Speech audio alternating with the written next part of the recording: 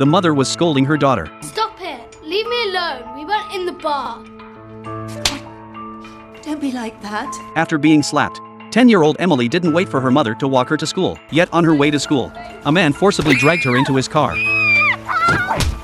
The street was deserted. Only one little girl witnessed the whole thing. When she regained consciousness, she found herself lying in a basement. The only door was locked tight. No matter how loudly she screamed for help, no one answered. The ventilation fan on the wall was her only link to the outside world. Emily cried out for help, but received no response. Just then, a man opened the door. A narrow mattress, a thin blanket, a loaf of bread, a bottle of water. These were Emily's only necessities. The man closed the door, cutting off the room's power. For the first time, she faced darkness without her mother's embrace.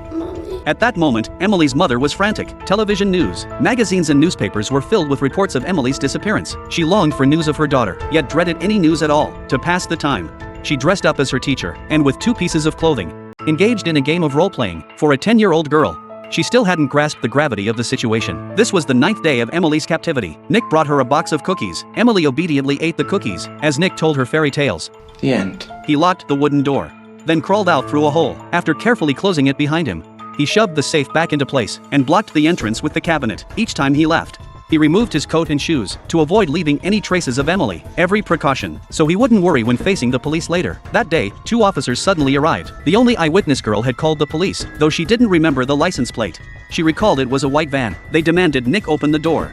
But over 10 days had been enough for him to destroy all traces. If the police had been just a bit more careful that day, they might have discovered the basement beneath their feet. The dim basement saw no sunlight. To prove she was still alive, she made a request to Nick. I don't have a clock, please. Maybe you're good. Was how Nick tamed Emily. Any reasonable request would be granted. She drew a kitten on the wall with chalk. The cat became her companion. She drew a lock on the wooden door. She hoped one day to unlock the shackles trapping her. Miss Campush, how did you manage to escape your kidnapper? In the end, I overpowered him. How did you do that? He was much bigger than you, wasn't he? From that day on, 10-year-old Emily began planning her escape. I have something on my arm. It really hurts. It's so bad. You have to take me to a doctor. Such a crude method, how could it fool an adult? The white foam on her arm was merely toothpaste she'd smeared on. For 4 years, to punish Emily, Nick gave her scant food, leaving her body emaciated day by day, too weak to flee. Beyond reading daily, she lay in bed listening to a worn radio. On the 1690th day, Emily turned 15. The streak of red between her legs sent her into sudden panic.